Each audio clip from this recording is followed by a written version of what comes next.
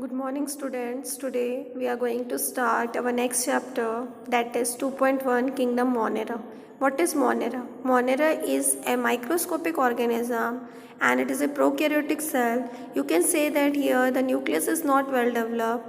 It shows the simplest form of life because it is a single organism.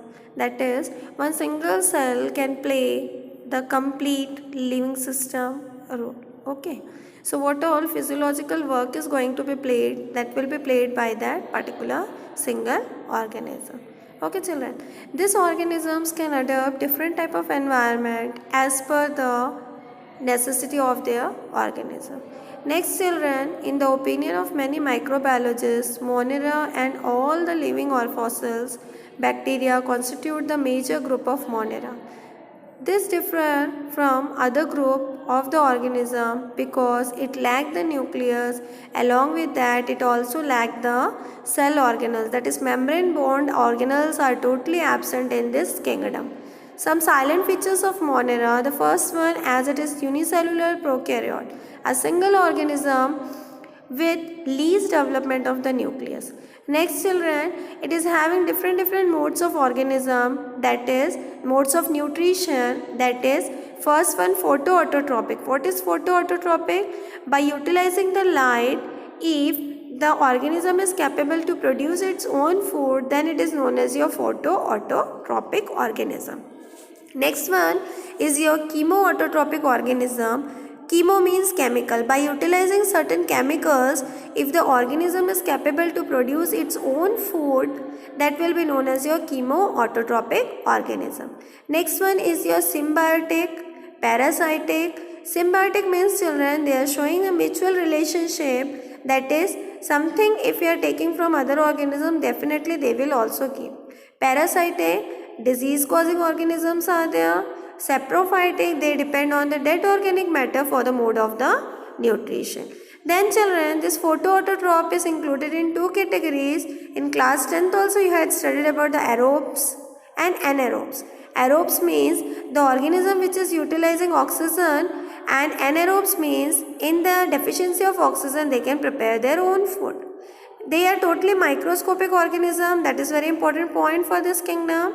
Then their cell wall is made up of peptidoglycan or polysaccharide. Okay children, we have studied different types of kingdom are having different type of cell wall. Later we will see the other one. Then cell structure is prokaryotic, that is all membrane bound cell organelles are absent here. No mitochondria will be there, no chloroplast will be there, no ER body will be there, no Golgi body will be there. Lysosome is also going to be absent, as they are without nuclear membrane, but then also little bit of nucleus will be present, that will be in the mass form, that is in a colloid form, that is coiled form, that is in a coiled form. Just like how the spiral you have seen, in that manner only the small quantity of incipient nucleus will be present. Then DNA may be naked. Naked means children, it doesn't associated with the histone protein. As we will study later when we talk about the higher organism, the nuclear material is going to be associated with the histone protein. Next children, it also plays an important role in decomposer because it is unicellular organism, it is totally microscopic. So most of the organism of this particular kingdom is going to show you the function of your decomposer. Next important point children, it will show the extreme environmental condition.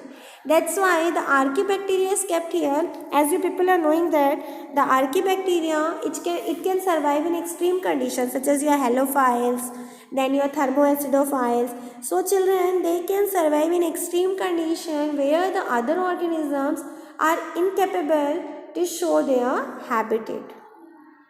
Then classification of Monera, generally it is classified into two categories. The first one, the Anisian bacteria, is known as your archaebacteria, and the true bacteria is known as your eubacteria. This true bacteria is again classified into two. One is your bacteria and the another one is your cyanobacteria. General introduction of Archaebacteria. Now children, we had started studying about the Monera. The first one is your Archaebacteria. Archaebacteria means the primitive or the oldest form of the life. As you people are knowing that when the earth had been created, during that time so many extreme conditions are there in that earth atmosphere.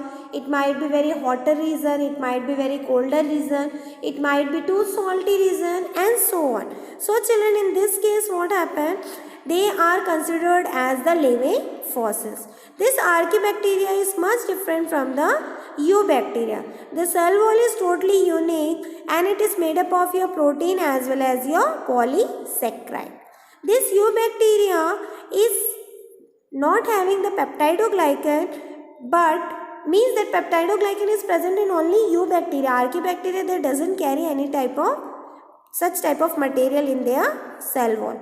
Then children, they are highly resistant towards the extreme pH. As I said already, they can tolerate high temperature. They can be chirophiles, that is at lower temperature also they can be survived. Then children, this Archaebacteria, in their cell wall, protein and certain non-cellulosic protein will be present. Polysaccharides will be present. And their cell wall consists of your peptidoglycan. This branch chain or the lipid is also known as your archaebacterial cell wall, and that one is absent in your Eubacteria. As already I had said children, this Archaebacteria can survive in extreme condition. It can tolerate high temperature. Next one, Eubacteria is sensitive towards the antibiotic as well as Archaebacteria. They will be quite different from that. Then the sequence of nucleotide is rRNA. Eubacteria, Archaebacteria is quite different. The habitat of Archaebacteria is very much similar to the primitive environment of the earth. Archaebacteria is capable to produce the methane gas. That's why they are methanogenesis also. Okay, keep remember. Then children, these types of Archaebacteria generally on the basis of their physiological behavior, on the basis of their habitat, it had been classified into three. The first one is your methanogen. Methanogen is totally your anaerobic bacteria. They doesn't need any oxygen for the survival purpose. But what they used to produce? They used to produce your methane. Along with that, carbon dioxide is produced and certain quantity of your formic acid is going to be produced.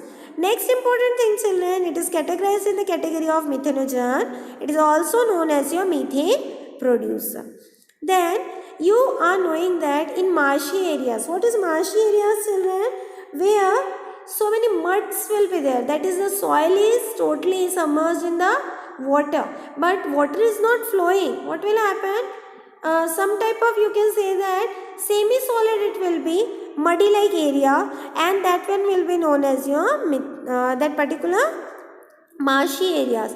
And the first thing, this methanogen bacteria is going to be present in your rumen of the stomach, and it is present in the cattle, and they are responsible for the digestion of the cellulose. You people are knowing that only the domestic animals such as your cow, goat, buffalo, they are capable to digest the cellulose because they consist of certain bacteria, but in our body that thing is absent, so we are not capable to digest that one. Okay children, next one is your halophiles. What is halophiles children? Halophiles means your salt loving, and they are also anaerobes. They are also anaerobes, but they can survive at strong brine. Strong brine means the salt solution is present at the particular point.